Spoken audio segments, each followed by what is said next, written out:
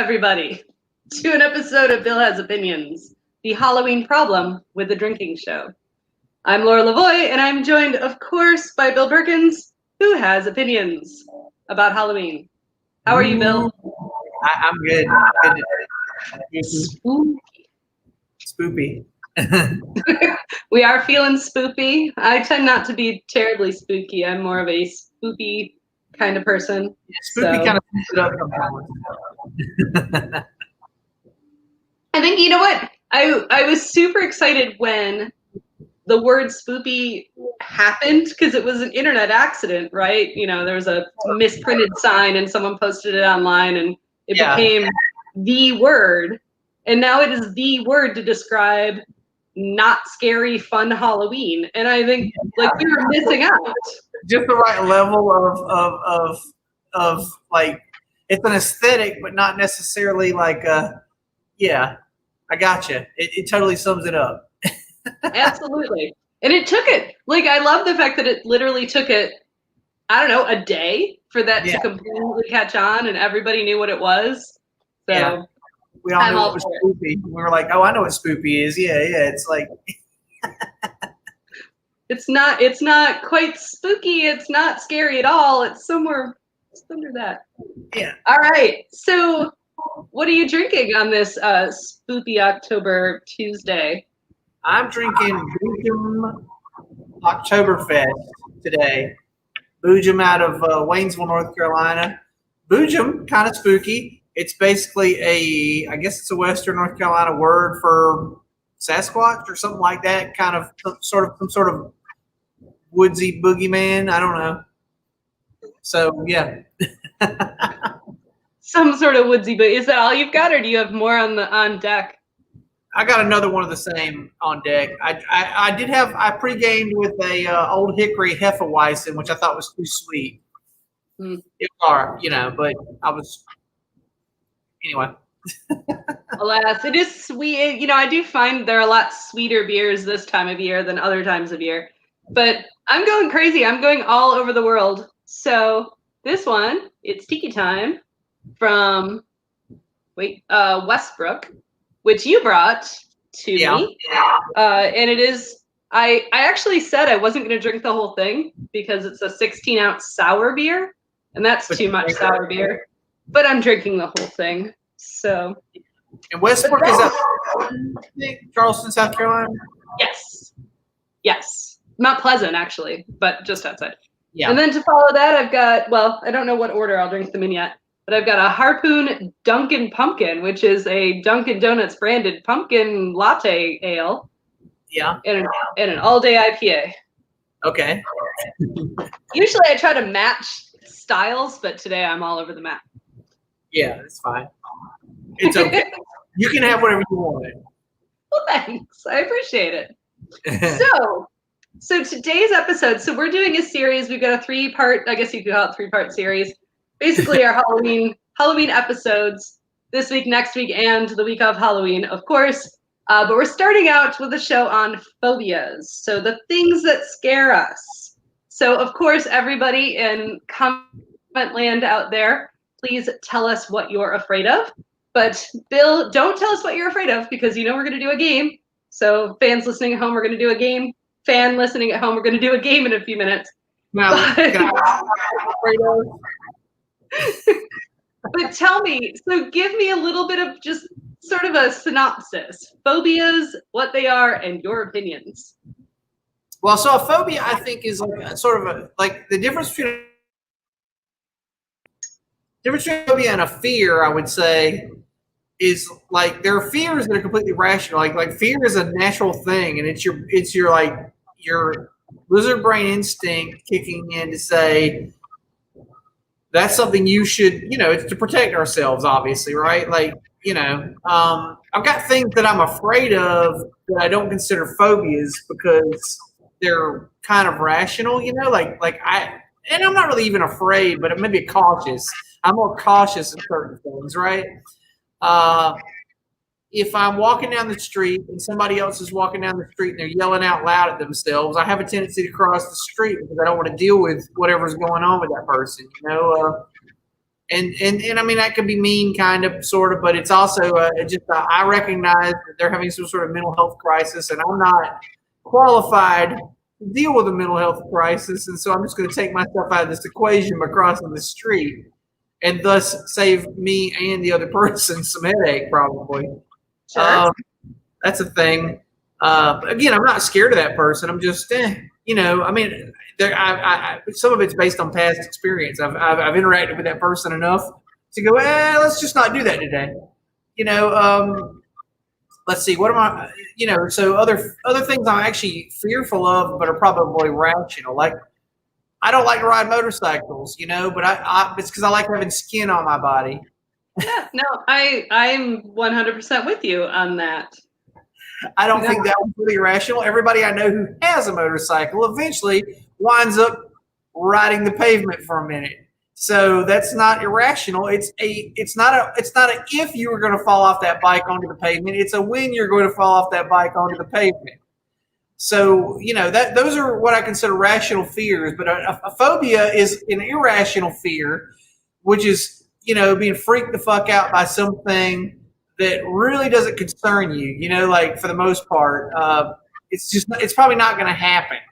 And yet you're like constantly like, and when I was a kid, I probably had a lot more of those, because as you grow older, I guess you get more rational, ideally. Ideally. Yeah, I think that's fair. I was probably afraid of more things as a kid, but I'm still a big scaredy cat. I'm scared of a lot of things. I mean, so I'll do things like I'll go out in the woods, and I'll go out to the car by myself at night now, which is a thing I wouldn't have done as a child because werewolves or something was going to get me. A little Sasquatch action. Sasquatch, werewolf, some damn thing out in the woods going to get me, and now I'm like, nothing's going to get me between the house and the car. I'm fine. I'll walk out of the car and get the thing I meant to get out of the car. I'm probably not going to go for a walk in the woods at night by myself, because that's a good way to walk through a spider web and wind up with a spider on you. And that is. And if you're afraid of spiders, which I didn't write spiders down. I don't know the Greek word for that, but fear of spiders is. I know the Greek word for that because I'm not an idiot. But the fear of spiders. I was like, wait, I don't know the word. No, I do know the word for that. Speaking of, I've got a stepdaughter who's really afraid of spiders. And earlier this summer, we had this wolf spider in our house that, I kid you not, was like this big, right? Yes. And it was in my bathroom, which I knew was going to be a problem, right? Because it was like, that thing, because this is what spiders do. They're in your house. They're going to get in the bathroom, and they're going to find their way into the shower stall. And you're going to be taking a shower, and when you're standing there naked, you're most vulnerable, right? Like, right. You're ill prepared to deal with whatever's coming at you. This is why Psycho was so scary, right? If you haven't seen the 1950s movie Psycho, I don't know what the hell's wrong with you. You should have seen it already.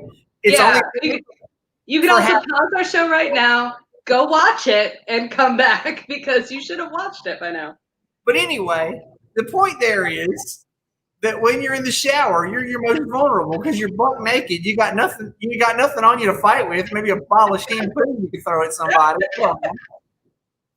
Anyway, when I'm in the shower, like the worst thing ever when you're in the shower is to be halfway done taking a shower and then look up and there's either like a giant spider or one of those 100-leggers or some damn thing like hanging out in the shower with you. And you're like, and then you can't get done quick enough to get the hell out of there.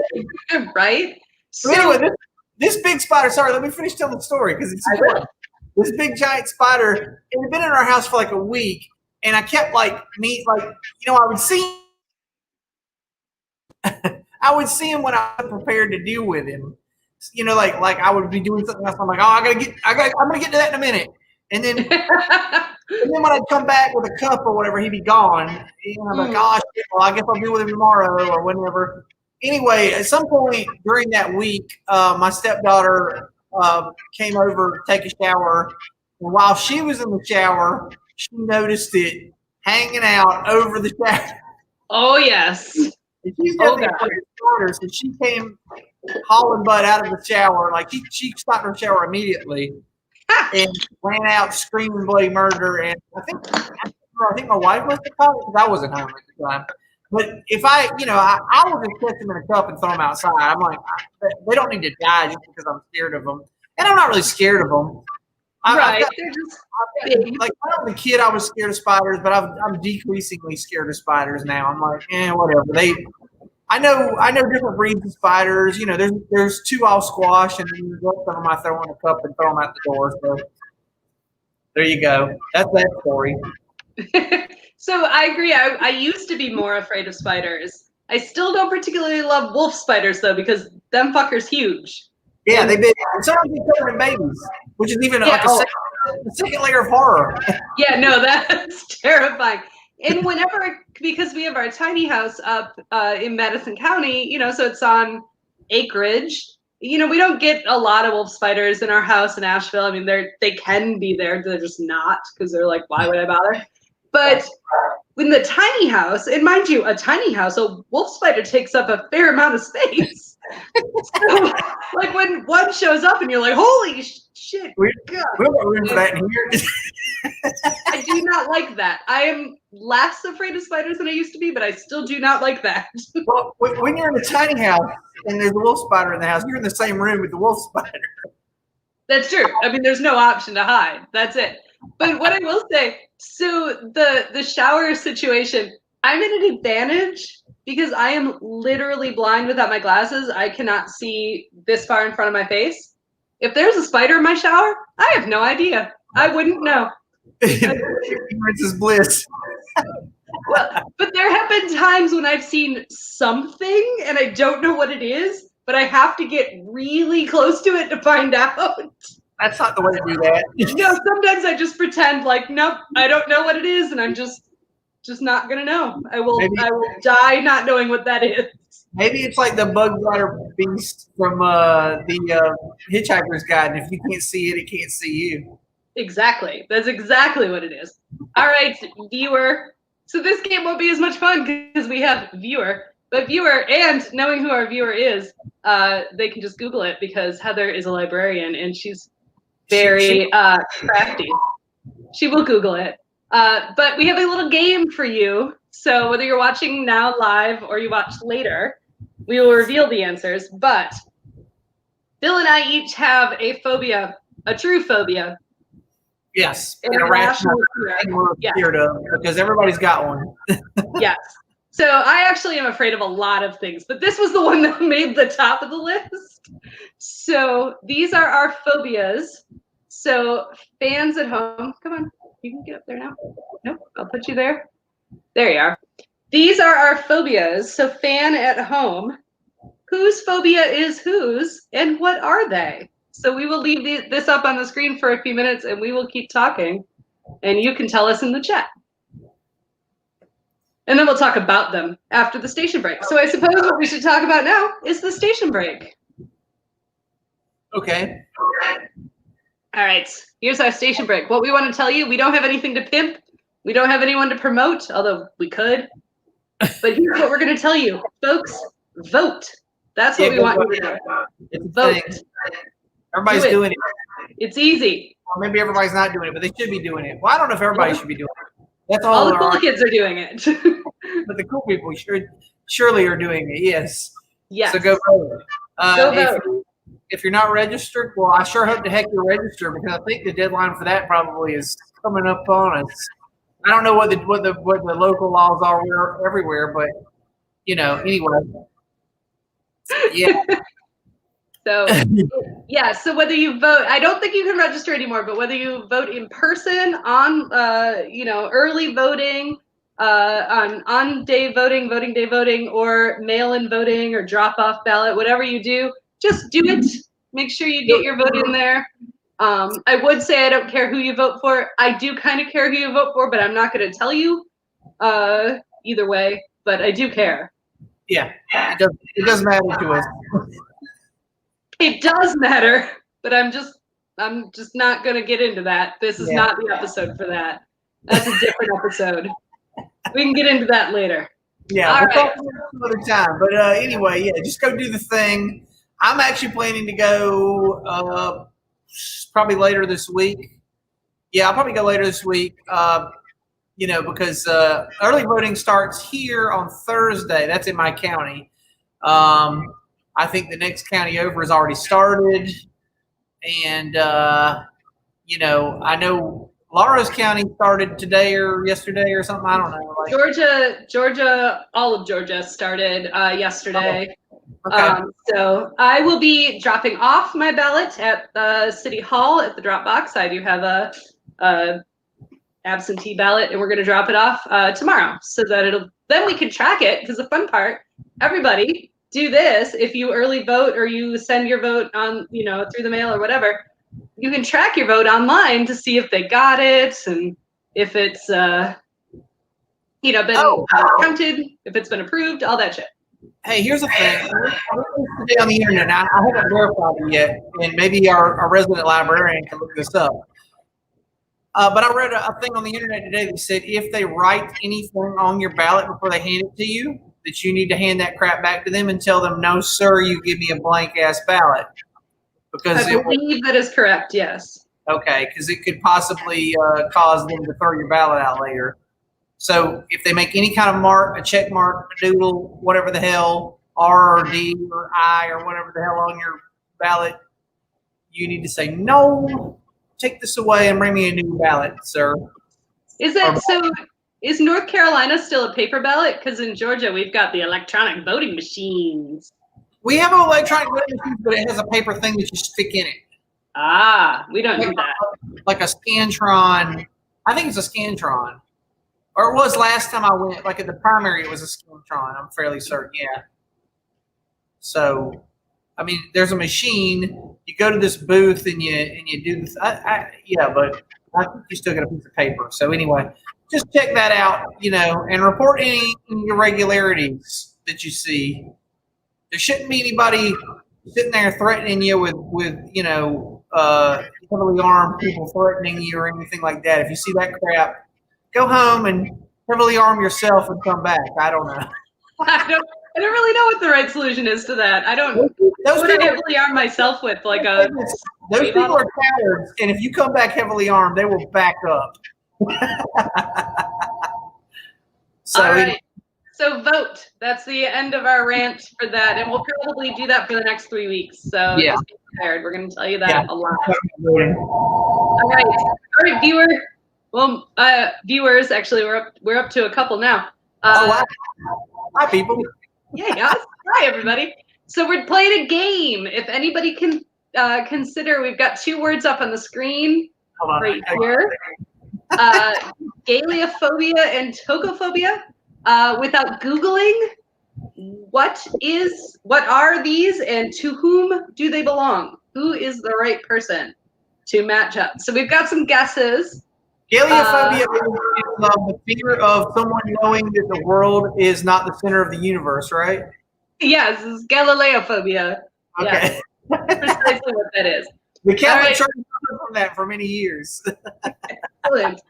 So Heather says that tocophobia is neither the fear of tacos nor of Tokyo. She is in fact correct. So she believes that tocophobia is for me, but she's not sure what galeophobia is. But of course, that would mean that's for you. And she has a guess here. Tocophobia is fear of having a baby.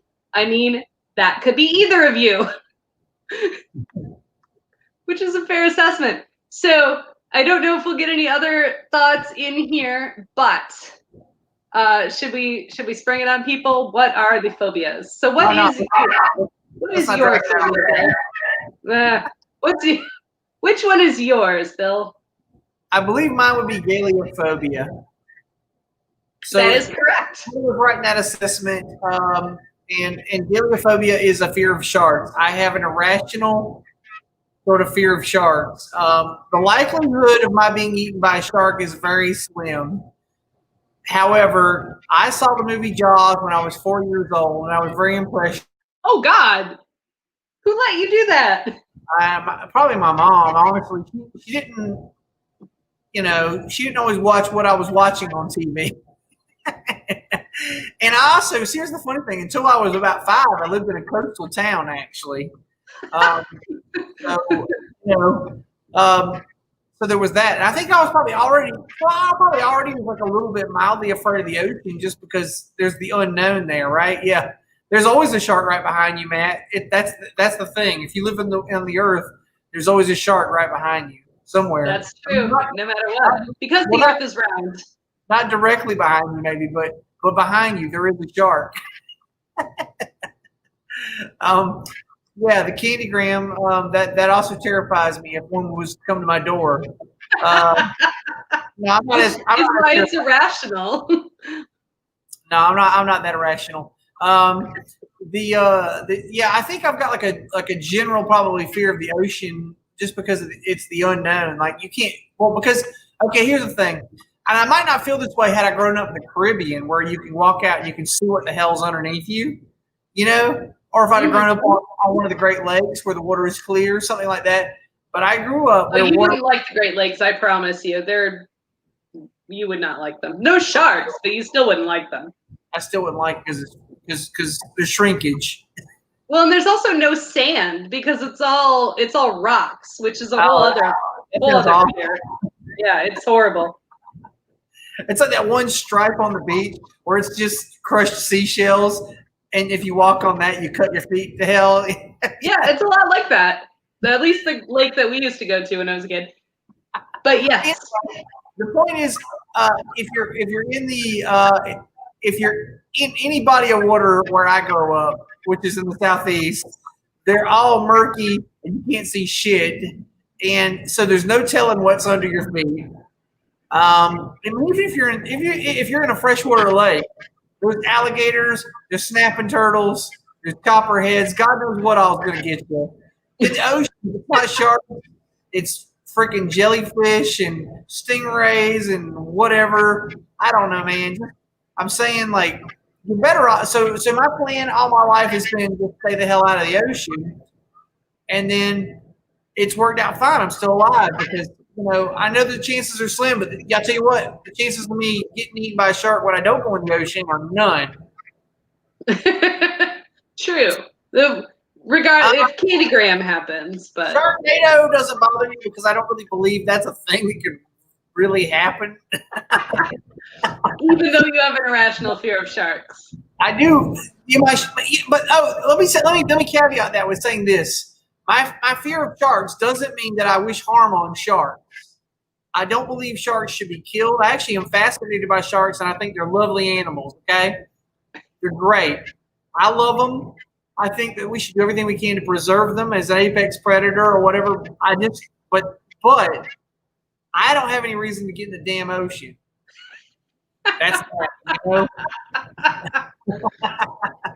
That is fair. That is completely fair. Well, so I think your irrational fear is something relatively easily avoidable, unless you like get in the Shark Tank at SeaWorld or something, which you won't do. So I think you're good. All right. So tokophobia being the only one left, it's not tacos and it's not because there are only two of us. There's only two options. So it's neither tacos nor Tokyo. Tokophobia is the irrational fear of pregnancy and childbirth, which freaked me the fuck out. So similar to you, it's not just that. Like I have a great dislike of any weird body thing, like double jointed people freak me out. Okay. Like a little. Like I just can't. Like if somebody's doing a weird thing with their jaw, I just can't. I can't watch it. Weird boil I got. Would you be like, don't like that. Do not like that. Like I can't watch. Like I'll watch television talent competitions. Like America's Got Talent or whatever. And when they have too many freaking contortionists, I'm like, oh, come on with that, people. I cannot. So it is sort of a full-on like weird body stuff, and I don't know that that's an actual like bad in and of itself as a phobia, but that includes growing a human being inside your body. I have no interest in that. Never have, and thank God I am well past that. That's never going to happen.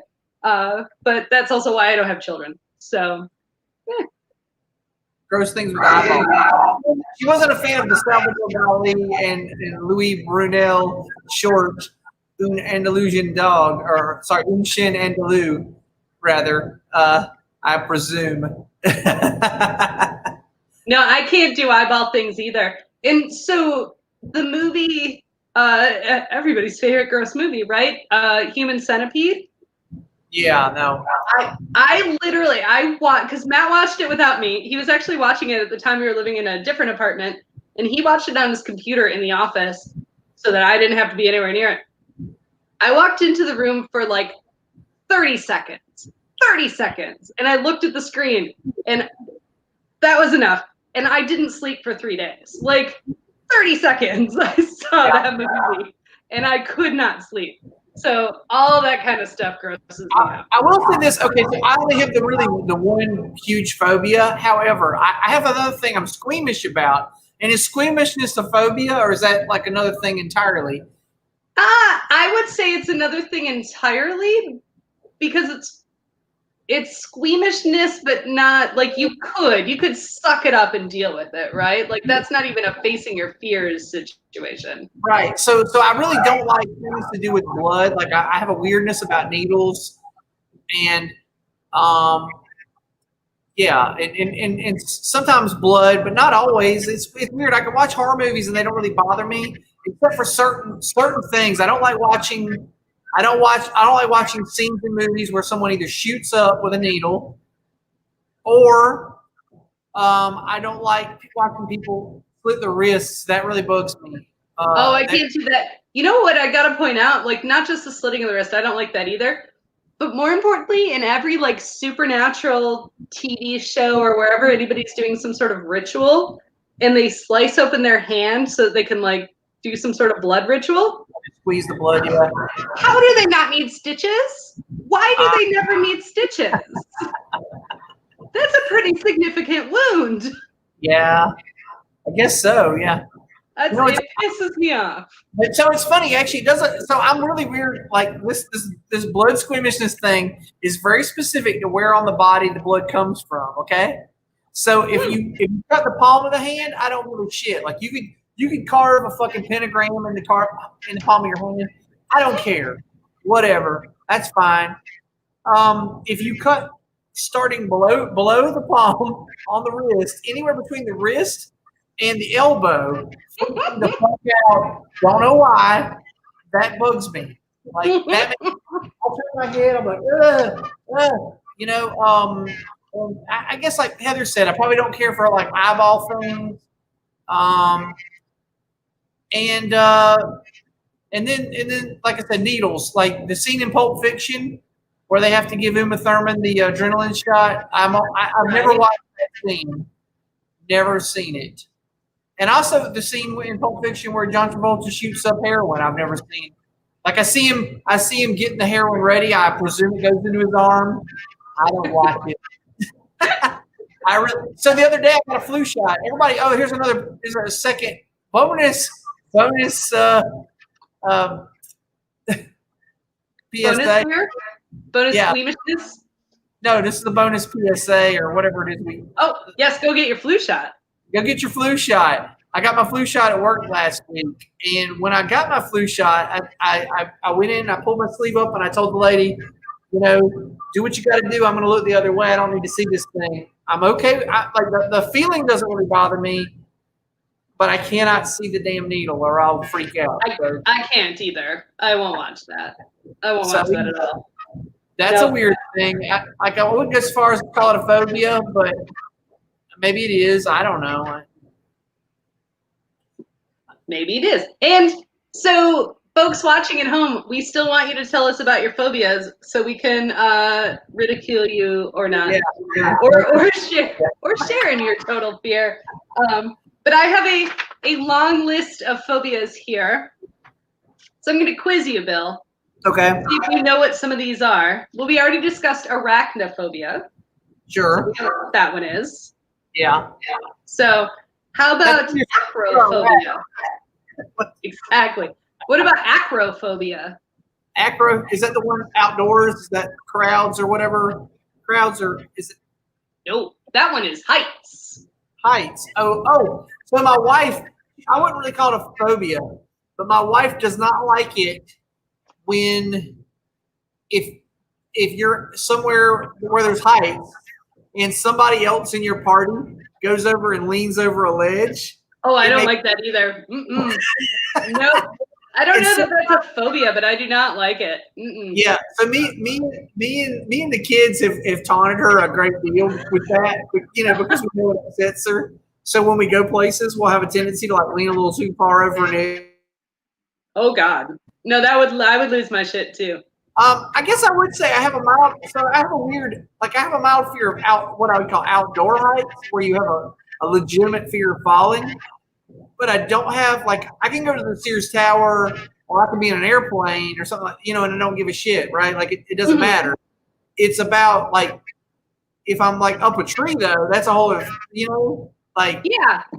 No, I'm with you. I don't like I'm okay in a plane, but I don't love it, but I'm okay in a plane. And I can go to a tall building. I might not get right to the edge and look over, or I definitely don't like the ones with the transparent floors. That can fuck right off. But I don't even like to get on the top step of my step ladder. That freaks me out. And it says that's not a step. Well, that's true. But the first time before we actually had a ladder in our tiny house, and we just had a utility ladder up against the loft, I got up there fine. I couldn't get down. I lost my shit. I can't do that. Well, same thing with a roof.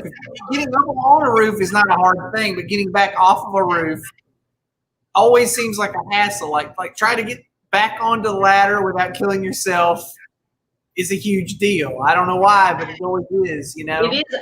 I have no depth perception, which is part of it. So going upstairs, I'm fine because you can kind of pick your way upstairs. Going downstairs, I have zero depth perception. So downstairs, here's one. I don't think there's a word, but my sister and I share this weird phobia. Okay. Down escalators. Both my sister and I are terrified of down escalators. So you go up the escalator, but you have to take the stairs or the elevator back down. I will get on a down escalator, but it takes me a minute. Especially if I'm in a crowd, I just have to close my eyes and hope for the best. Because that escalator in Atlanta that goes. I do not like that one. Not at all. I don't even like going up that one, but I definitely don't like going down. That one messes with you because it's so steep. If you look up at the ceiling, it messes with your head. You're I don't know what's going on right now. And to be fair to everyone at home who's not familiar with it, I'm talking about the escalator coming out of the subway of the Peachtree station in Atlanta. Yes. It is probably. Is it the world's tallest escalator, or is that just a myth? I don't know if it is. I've been on ones in London that are almost as bad, but I don't know what holds the world's record. Okay. It's very, very, very steep and long. It it takes minutes. You're just standing there on an escalator, and it takes probably 4 minutes to go to the top, right? It's a long ass journey. It's a long ass. And my sister and I have had this conversation because she's 11 years older than me, so we weren't really raised together. Because she left for college when I was 7, so it's not like we were. It's a nature versus nurture situation. We both have this irrational fear of down escalators, and where did we get it from? I have no idea. It makes no sense. But your mother didn't have what you're aware of? Nope, she's fine. All right, here's one for you. This one's a gimme.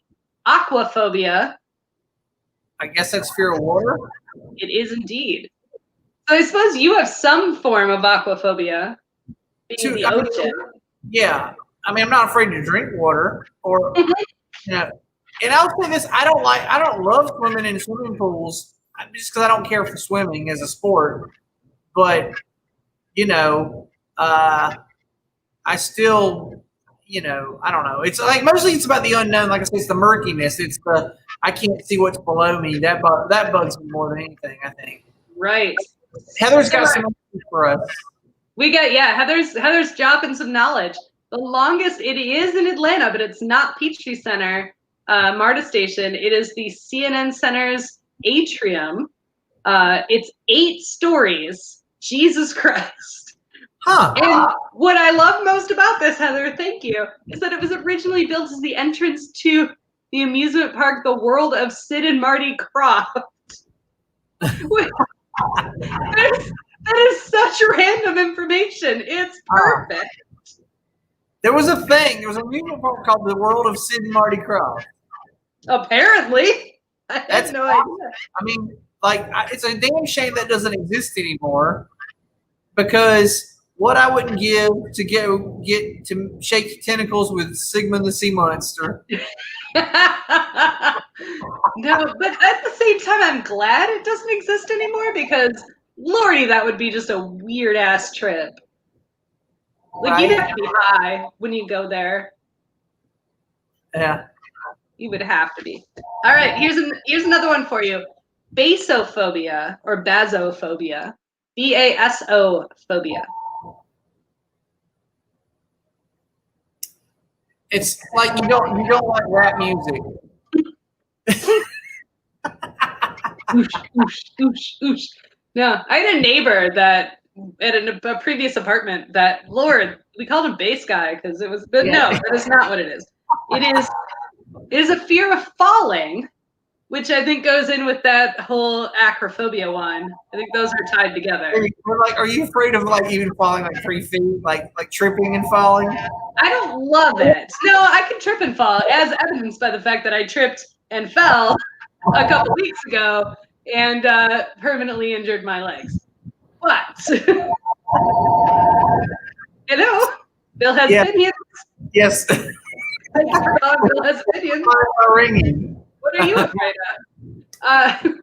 Yes. So fear of falling. So the whole thing about like heights, like I don't love heights. I'm not a fan. What does get me?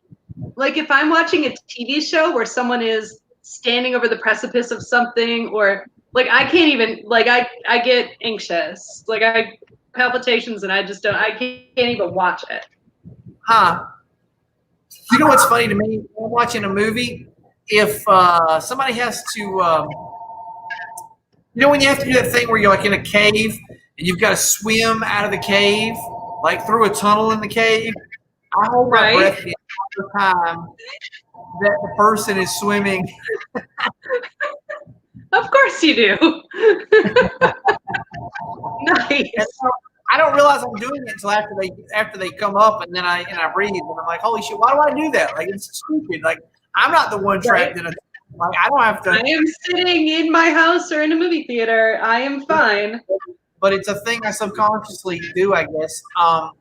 Or if it was a space movie and they had to do like, the thing like where you got to like in spoiler alert, in 2001, where Dave has to jump from the pod to the ship, and I don't think he has his helmet on, so he has to like briefly be in outer space for a second without his helmet on. I hold my breath during scenes like that. Because I don't know why. Well, that's because I'm not sure you would survive that if that were real. So I'm pretty sure as soon as you get into the vacuum of space, that's it for you. I don't know. The science is inconclusive because we haven't tested it on anyone. Like, we don't really know what happens in the vacuum of space without a spacesuit until we throw someone out into the vacuum of space without a spacesuit. True. And who's going to sign up for that? And nobody. Just put any monkeys. There's probably a dossier where they've done it to a Russian back in the 60s. They probably do know, but they won't tell us. They haven't declassified it. And that's all these questions, though. You know what I'm saying? Because, because they did not care a whit about losing someone in space. They would just name them a hero of the Soviet Union and move on with their fucking day. Right. That's a different show. We could have a whole show on conspiracy theories. So we could, yeah. Maybe. We'll file that for future shows. All right. But anyway. Right. Here's one for you. This one should be a gimme, I hope. Triskaidekaphobia. That's the fear of the number 13. I'm aware of that one just for some damn reason or another. I don't know. Correct. Today is the 13th of October, so Woo! woo. I'm actually the opposite. I'm a fan of the number 13. You know, when I have to pick a number, any number, my first number is always 666. But if I'm told that it's between 1 and 100, it's 13. So So when I was doing show prep, I did learn that Stephen King, of all people, has a legit fear of the number 13. Huh. But apparently he turned that into a career. So Okay. cheers to him. Yeah. Stevie King. Good old Stevie King. Or anybody watching at home that doesn't know why Bill just said that for no reason. When he was here on Friday, he got here late on Friday and we had a bunch of beers and then decided for some reason to watch the Halloween episode of Quantum Leap, which was, I believe the episode was called October 13th, 1965 or something like that. And it was called The Boogeyman, October. Right. It was The Boogeyman is what it was. But it was October 31st, 1965. And the whole premise was that there was this old, sort of older, sort of eccentric horror novelist. But he had a prodigy named Stevie, who, as an assistant, helped him out. At the end of the episode, spoiler alert, at the end of the episode, it's actually Stevie King. So, what? And throughout the guy also drove a Plymouth Fury. Yeah, no, that was on purpose. And and Stevie King also owned a Saint Bernard named Cujo in the episode. So there was a lot of little Easter egg crap. It was cute. Also the episode contained Count Bacula. I love Scott Bakula. There's actually, fun fact, a future Halloween episode featured Scott Bakula as potentially an eccentric vampire. So I recommend everybody watch some Quantum Leap if you haven't before, because it's fun stuff. All right. So here's one for you. Nyctophobia. What is nyctophobia? That is nyctophobia. That's a fear of nothing, right? Alas, it's not. Although you are not far off. It is a fear of the dark. Oh, okay. So kind of. Yeah, I mean, that's fair. Yeah. I still have kind of a fear of the dark. I don't. Oh, well, no, it's weird because if I'm not otherwise scared, I want complete darkness. But if I have scared myself in some way, shape, or form, I do not want complete darkness. So if I watched a scary movie, I want to sleep with all the lights on. But yeah, I haven't had that in a long time. I definitely get it. When I was a child, that was definitely a thing. But I haven't experienced it in some time where I've never been so scared lately in the last 10, 15 years that I've been like, oh, I have to put a light on tonight because I read this thing or listened to this thing or saw this thing that scared me, I will say you have 10 or 15 years, so you're suggesting that this fear has occurred to you somewhere in your 20s or 30s. Yeah, it's happened. Yeah. I've definitely at some point scared myself and left the lights on. Yeah, a light on, like the bathroom light or something. Right. But yeah, it probably. That's what I said at the beginning of the show. I think the older you get, the less likely you are to. I think maybe it's an experience thing. Like you realize the older you get, it never happens and nothing comes true. So you're like, shit, whatever, it's fine. I don't care. Right. Or maybe it's you don't care anymore. That might be it. Like, yeah, come at me, ghosts. Fine. No, when I was a kid, I was really afraid of the dark. Like, I was one of those kids that would sleep with the blanket, like, like all the way over my head. So just this part of me was because if I couldn't see, then I was safe. Yeah. Right? You needed a bed snorkel. I really did need a bed snorkel. Let A bed snorkel would have been brilliant when I was a kid. Because me ask you this: if you dangle your fingers over the edge of the bed, does the monster under your bed get you? I do not try that. I do not try. Happened. Even today, I do not try. It's untested.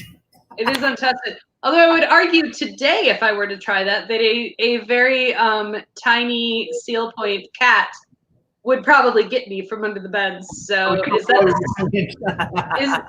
is a cat the same as a monster under the bed? Because kind of, yeah. I suppose so. All right, so here's another one for you, and it goes with that. Phasmophobia. What's a phasmophobia? That's a fear of ghosts, I'm guessing. It is indeed.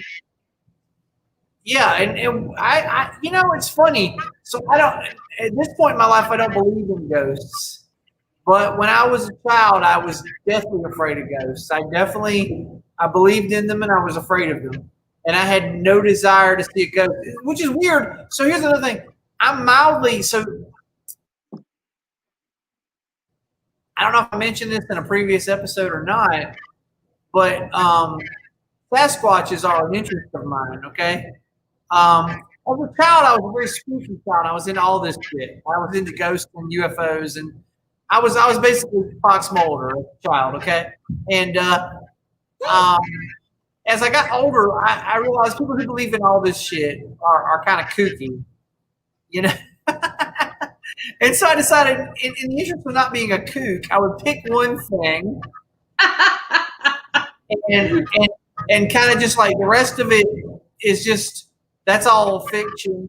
The thing I believe in, or well, I don't believe in it, but the thing I'm open to the possibility of is still Sasquatch. I have an entire shelf on my bookshelf that's about Sasquatch research and Sasquatch lore, what have you. So anyway, when I was a child, I was, I guess, both afraid and fascinated. It's kind of the way I feel about sharks. It's like a thing that I guess because you're afraid of it, you're also intrigued. Oh yeah, for sure. I guess it's a double-edged sword, right? It's that thin line between love and hate thing, right? Like, I don't know, but so, I want to know as much as I can about the thing. But that being said, I had no desire as a child or as an adult really to see a ghost. I have no desire to see, because if I see a ghost as an adult, it takes my reality, because I don't believe in them. But if I see a Sasquatch, I'm afraid of them, but also fascinated. And so seeing one will prove it right, which would be a blessing in a way, but at the same time, so here's the thing. I want to see one across the field. I don't want to see one, I don't want to bump into one. Does that make sense at all? Yes. Like, yeah, no, you have a healthy fear of Sasquatch. Like, you stay over there, and I'm fine. Yeah. I think that's fair. No, I 100% believe in ghosts. And I would say, I guess if you're saying, like, I need to have just one weird thing, like, I fully believe that ghosts exist. I have had some weird experiences in my life where I am 99% sure ghosts exist. But I'm not necessarily afraid of them. Like, I mean, you scare the shit out of me, I'll be afraid of whatever. But I'm not necessarily afraid. But I do believe in ghosts. Okay. But that's a different show altogether. Yeah. All right. So we are getting close to the end. But we also, before the show, when we were doing show prep, we talked about weird phobias. So, like, just completely off the rails things that are weird. And Right. You had a couple of examples.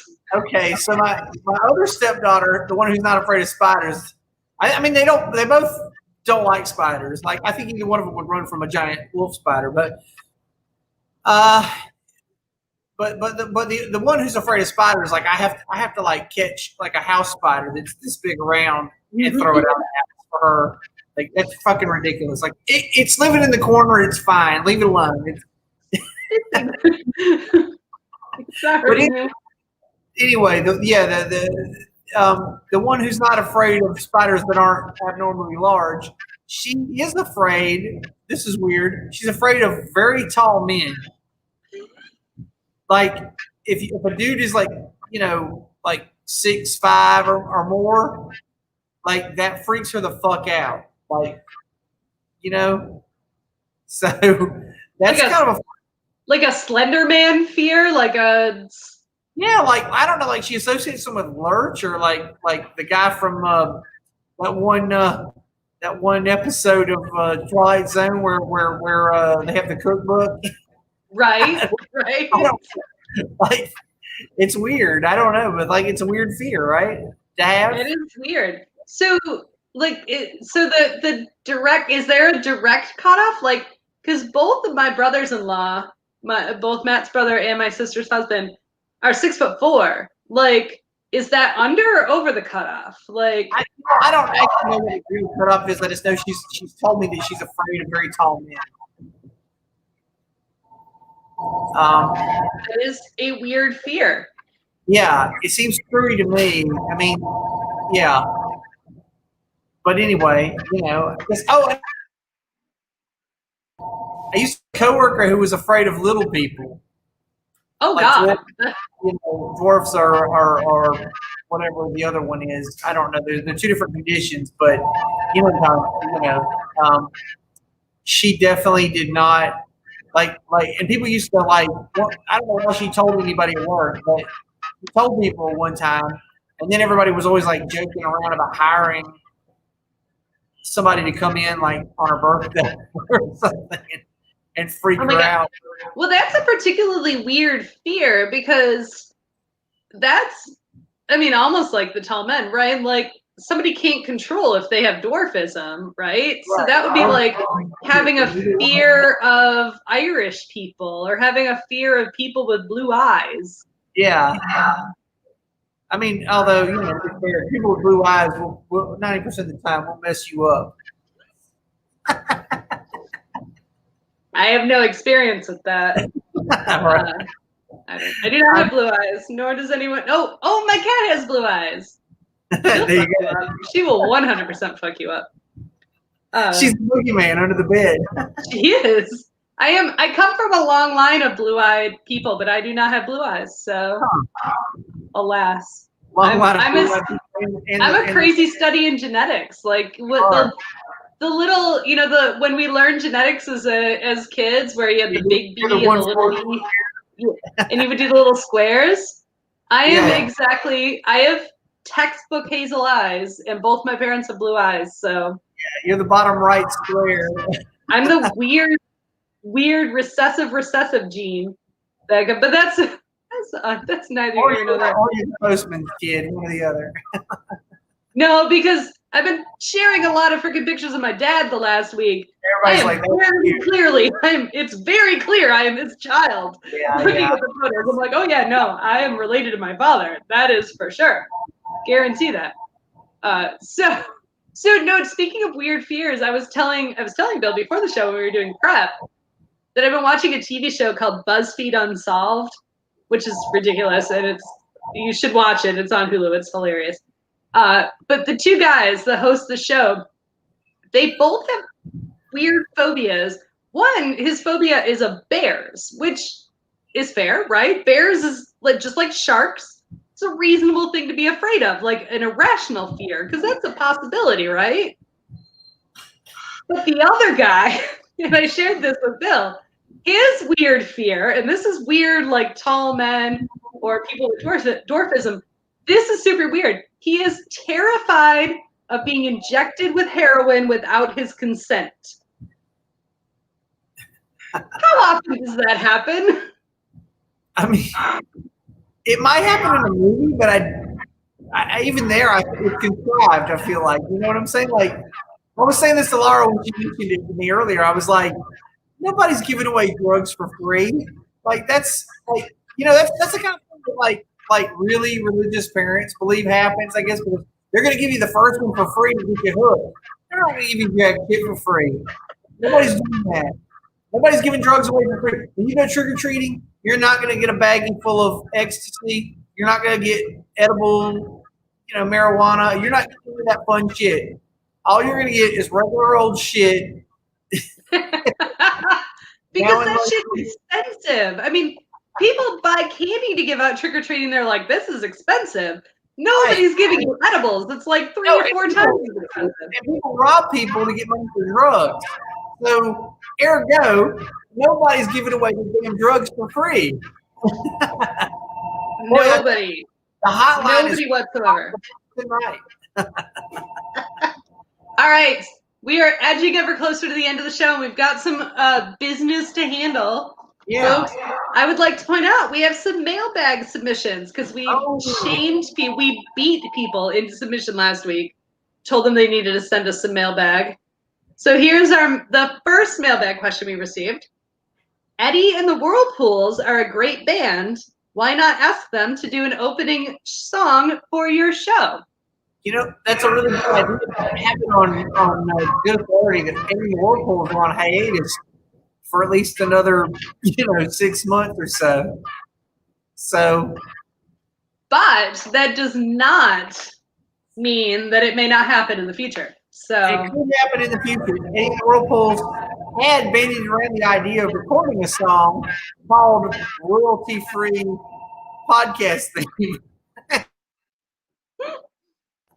Which there is nothing wrong with. So keep working on that idea, and maybe it will be true. So one of these days, that may in fact be the case. Yes. All right. So Bill, you told me to give you a prompt for things that are extra. You said to say the word spooktacular to you. Yes. Spooktacular. So the reason I brought it up, spooktacular is something that I've heard in automobile dealership commercials over the last couple of weeks, and I feel like they're using it wrong because nothing is spooktacular unless it is a haunted house or something of that ilk, right? Like that would be spooktacular. If you're having a costume sale, that could be spooktacular. My shirt is spooktacular right here. Spooktacular, but an automobile sale during the month of October is not fucking spooktacular. You can fuck the fuck off with that nonsense. Another thing, since we're heading into the bigger holidays, automobile commercials in general suck ass, okay? They just do. We're going to be hearing versions of The Night Before Christmas where they change the words to be about an automobile sale at this local dealership. I hear this shit every year. It is the most contrived nonsense. I'm sick of hearing it. Just like whoever the ad wizards are who come up with this nonsense, they can just drop it. And I heard one this morning. I swear to God, I heard a commercial this morning where they took Humpty Dumpty. And this actually wasn't an automobile commercial. This was actually for Mountain Dew. But it was they took the lyrics from Humpty Dumpty and changed it to be about Mountain Dew. And I was like, any kind of nursery rhyme that you change the lyrics to be about a product, like, first off, who the shit cares about nursery rhymes anymore? Like, it's not appealing. Nobody's going, well, damn, Humpty Dumpty makes a fucking good point about going get some Mountain Dew. Yeah, so for some reason I'm not listening to an egg that was, I got Heather's dropping some knowledge bombs on us right here. What? 1897. The word spooktacular goes back to 1897.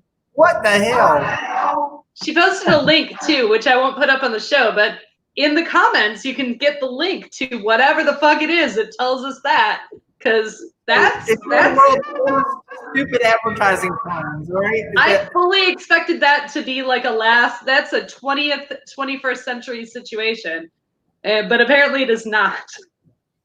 Oh wow! It's like the same thing when somebody says this is a whale of a thing, and it's not really a whale of a thing. I'm like, no, most of the time it's oversold. Shut the fuck up! It's not. It's not even a whale of a thing. It's not spectacular. All right. All right. So that is the first of 3 spoopy shows for you, viewers at home, viewer at home, that you should tune into. We will be back next week with another super spooky episode, spooktacular episode, if you will. It won't be that. I bet it will. We can make it spooktacular. I promise you. Okay. We will. It will literally be spooky. It will. That is the premise. So join us next week to find out why. And so, Bill, take us away. All right. So Bill Has Opinions is engineered and produced by Laura Lavoie. The opinions of Bill are not those of Laura, except for the ones she shakes her head in agreement to, and vice versa. Well, I guess we didn't talk about any vendors today, so I don't have to apologize to them. Well, we could apologize to the Electoral College. The Electoral College? I don't apologize for that shit. It's crazy. They can apologize to us. Yeah. If anything, they owe me an apology for the last election. 2 elections in our adult lifetime. But whatevs. Yes. All right. We'll see you next time, folks. Be sure to like us and hate all that stuff on YouTube and Facebook. Yes, do all that, and we will see you in a week. Join us then.